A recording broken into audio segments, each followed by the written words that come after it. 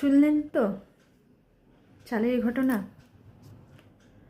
তারপর থেকে আর কিন্তু কোনো জিনিস আমরা আর চাইনি, যতই কষ্ট হোক। মানুষের জীবনেতেও কষ্ট না থাকলে কি করে চলবে? কষ্ট না থাকলে সুখটা আসবে কি করে? তা ওই কষ্টের মধ্যে থেকে থেকে কোনো রকম করতে করতে একটু সংসারটাকে দাঁড় করিয়েছিলাম। আমি টিউশনি শুরু করেছি, এখনও করছি, আগেও শুরু করেছি, কিন্তু আমার টিউশনের টাকায় যে সংসার চলে তা নয়। এটা আমার হাত খরচের জন্য। কারণ আমার হাজব্যান্ডের কাছ থেকে আমি হাত খরচের টাকা নিই না। এই যে আজকালকার আছে না, দেখবেন বিউটি পার্লার যাচ্ছে, কসমেটিক জিনিস কিনছে, হ্যাড্ডা ব্যাড্ডা কিনছে। আজকে এই মাসে একটা শাড়ি কিনলাম, তো সামনের মাসে একটা শাড়ি কিনবো। স্ট্যাটাস মেনটেন হবে না না কিনলে। আমি কিন্তু ওইসব করি না। কেন জানেন তো? মনে হয় দুটো পয়সা থাকুক, আমার ছেলেটার জন্য থাকবে। যে কষ্টটা পেয়েছি আমরা, সেটা ছেলে যেন না পায়। আমি কিন্তু ছোট থেকে কষ্ট করিনি, কোনো দিনই ছোট থেকে কষ্ট করিনি। ছোট থেকে আমি খুব আদরে মানুষ হয়েছি।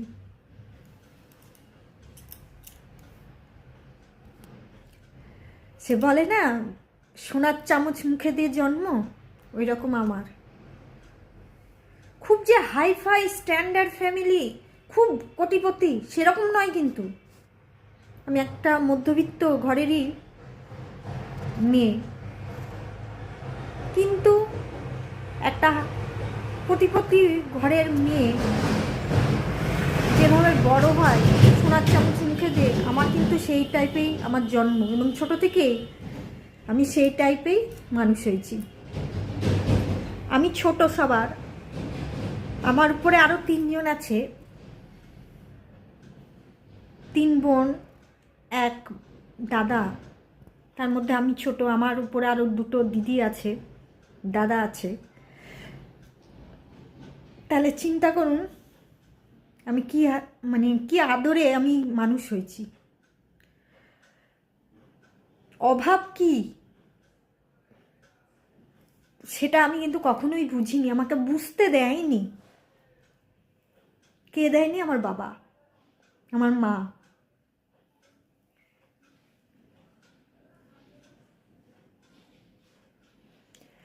এই যে এই পরিস্থিতিতে দাঁড়িয়ে আমি এই কথাগুলোই বললাম, যে এত কষ্ট করেছি, যাদের জন্য এত কষ্ট করেছি, তারা আজকে আমাকে কি করেছে? ঠ্যাঙা দেখিয়েছে, ঠ্যাঙা। তা যাই হোক, ছেলেটাকে এখন তৈরি করছি, কষ্ট করে তৈরি করেছি। এটা গর্ব করে বলতে পারি যে আমার ছেলে যতদিন আমি বেঁচে আছি কারোর কাছে হাত পাতবে না। ও যদি মরেও যায় না খেতে পেয়ে বা কোনো কিছু, ও হাত পাতবে না কারোর কাছে। এই শিক্ষাটা আমার ছেলেকে আমি দিয়ে গেছি। যাই হোক, আমি চাই আমার ছেলে যাই হচ্ছে হোক, একটা ভালো মানুষ হোক, আগে নিজের পায়ে দাঁড়া। আমি যে ভুলটা করেছি জানেন, আমি বুঝিনি ব্যাপারটা। নিজের পায়ে না দাঁড়িয়ে একটা বিয়ের মতন জায়গায় নেমে পড়েছি। অবশ্য আমি কিন্তু পালিয়ে বিয়ে করিনি। আমার মা বাবা, দাদা দিদি যারা আছে, বাড়ির বড়রা, তারা দেখে শুনেই কিন্তু আমার বিয়েটা দিয়েছে। কিন্তু সেই মুহূর্তে আমার উচিত ছিল আগে নিজের পায়ে দাঁড়ানো, তারপর বিয়ের মতন জায়গায় পা দেওয়া। কিন্তু আমার অল্প বয়স তো, অতটা বুঝিনি। তাও বিয়ের পর আমি একটা চাকরি পাই স্কুলে, ওয়ার্ক এডুকেশনে। আমি লেডি বেবন কোর্স করেছি, সেই সোর্সে আমি ইন্টারভিউ দিয়েছিলাম ভোকেশনালে। আমি একটা চাকরি পাই। কোথায়? সেটা হরিহরপাড়ায় বিহারিয়া হাই স্কুলে। কিন্তু ভাগ্য দেখুন কেমন, সেই মুহূর্তেই আমি প্রেগনেন্ট হই। এমনই পরিস্থিতি দেখা দেয়, হয় চাকরি না হয় সন্তান। এতদিন কিন্তু এত কষ্ট করলাম, চাকরি আর জুটলো না। যেই আমার সন্তানটা আসার সময় হলো, তখনই উপরবেলা চাকরিটা জুটে দেয়। এবার তুমি চুজ করো, হয় চাকরি না হয় সন্তান। দুটোই গুরুত্বপূর্ণ জিনিস, কিন্তু বাধ্য হলাম সন্তানের মুখের দিকে তাকিয়ে চাকরিটাকে ছেড়ে দিতে। জয়েনও করলাম না, লেটার দিয়ে জানিয়ে দিলাম আমি করতে পারবো না, আমি অসুস্থ। আমি জানি এই সন্তানের জন্য যে স্যাক্রিফাইস আমি করেছি, এই সন্তানও আমাকে জীবনে মূল্য দিবে না এই স্যাক্রিফাইসে। ও ভালো থাকুক, সুস্থ থাকুক, বড় হোক, চলবে। জানেন, যখন আমার ছেলেটা, আমি শ্বশুর বাড়িতে ছিলাম, ছোট ছোট বলতে ওই ধরনের 1 বছর, গরমের কাল, তারপর বাড়িতে একটা কুকুর ছিল বিরাট বড়, তার তো গন্ধে টেকা যেত না। ওই যে লোমের কুকুরগুলো থাকে না, ওই সেখানেই আমার ছেলে থাকতো। এবার পরিস্থিতিটা বুঝে নিন সব। তা ওকে ঘরেই, ওই ছোট্ট ঘরটায় আমার ছেলের সংসার, ওখানেই খেলতো, ওখানেই হামাগুড়ি দিত, ওখানেই খেত। তা ওকে নিয়ে আমি শুয়ে আছি, ঘুম পাড়াচ্ছি। আমার শাশুড়ি মা আমাকে কিন্তু বিয়ের পর থেকে রান্না করতে দেয়নি। কেন দেয়নি তা আমি বলতে পারবো না, তবে ওই যে মাঝে মাঝে বলে না, পিছন পিছন কালচার শুরু হয়, সেগুলো তো কিছু কিছু কানে আসতো। বলতো তেলটা হয়তো বেশি খরচ করে দিতাম আমি বলে, সেই হিসাবেও বলতো, কিন্তু মশলাপাতি বেশি খরচ করতাম।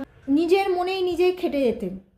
সকালে উঠে বলতাম যে কিছু করতে হবে না, কিছু করতে হবে না। তো উনি এটাও ভাবতেন বাচ্চা ছেলে তো, মাটা কাছে থাকবে, কখন পড়ে টরে যাবে, থাক মাটা, সেই জন্য হয়তো আমাকেও ডাকতো না। সেই পরিস্থিতিতে আমাকে এই কথাও শুনতে হয়েছে। কেউ এসে, একজন, আমি নাম করব না তার, কেউ এসে বলেছে 14 ভূতের জন্য রান্না করছো কেন, বেরিয়ে চলো। বাড়ির ছেলে, ছেলের বউ, নাতি, এরা 14 ভূত। তখন নিয়ে যেতে এসেছিল, খুব মজা লাগছিল। আজকে কোথায় গেল সেই?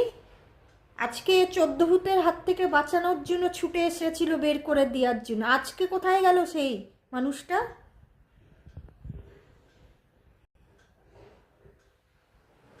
কেউ না। পায়খানা করে, আমার শাশুড়ি অসুস্থ বললাম, পায়খানা করে মেখে মেখে বলতে উনি অ্যাবনর্মাল না, কিন্তু সুস্থ। বয়স হলে যেটা হয়, তাড়াতাড়ি যেতে গিয়ে গায়ে মায়ে লেগে যায়, এ করে যায়, বিছানায় করে ফেলে। তখন তো জ্ঞান দিচ্ছিল 14 ভূতের হাত থেকে বাঁচার জন্য।